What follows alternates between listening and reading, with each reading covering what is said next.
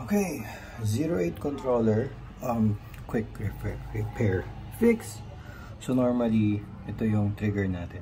So normally, the trigger works like this, diba?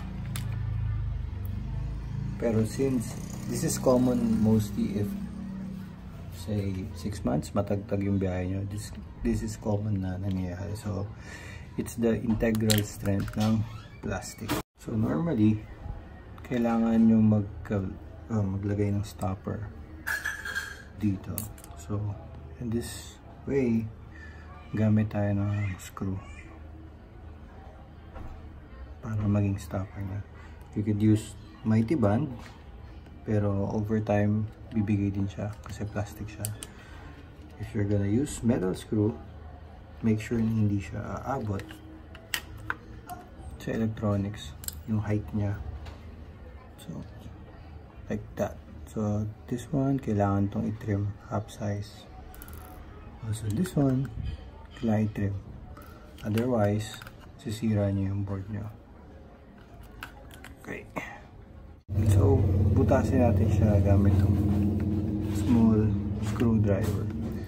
Make sure na mas maliit siya from the hole size na kailangan niyo, otherwise sira gagawin niya.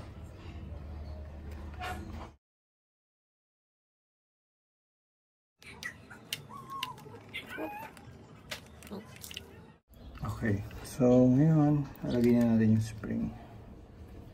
So kahit invert naman, wala naman difference. Then screw natin siya slowly.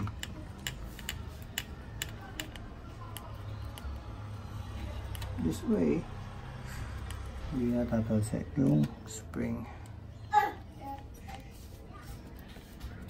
Yup, there you go. To add strength, I advise lagay kayo ng mighty band sa ilalim nito and on this part para hindi siya ma-unscrew over time. Wala kayong stopper,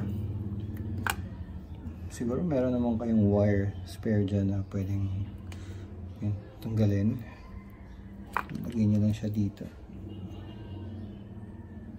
Ikot natin yung lighting natin. Okay. I mean, ito is to prevent the screw from touching the electronics na at the same time.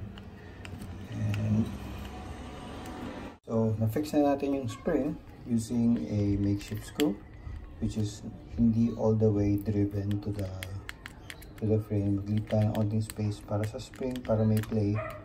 This is to make sure na, so the best way to return this is to pull the string back. No? So normally this is the challenging part for everyone, but this is a technique you could use. No?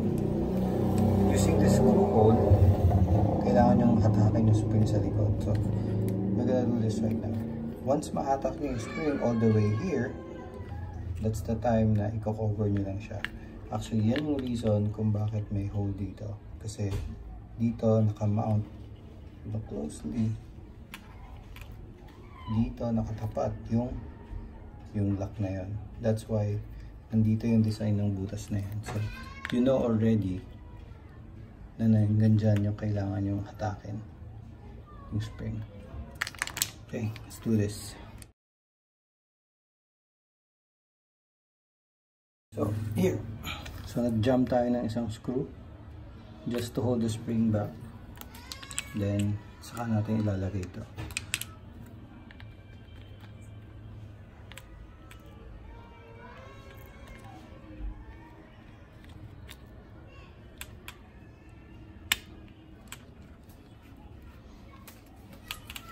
Once naka-jam na yan, saka nyo ito i-unscrew. So nalaglag yung screw natin. So right now nakalock na yung spring niya, but just to be sure, kailangan kong i-secure muna yung part na yan. So balik na natin siya. So this is the easiest way to do it, the fastest way, and the most DIY way. using its own screwdriver. So make sure that you tighten this one up. Tighten, then you go half twist back. That's the best way. So fix na natin yung trigger natin using a makeshift.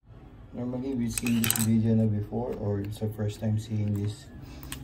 Thank you for watching. This is more on DIY. So that's it. We repaired our trigger na, and this one got broken na. So, okay, that's it. No?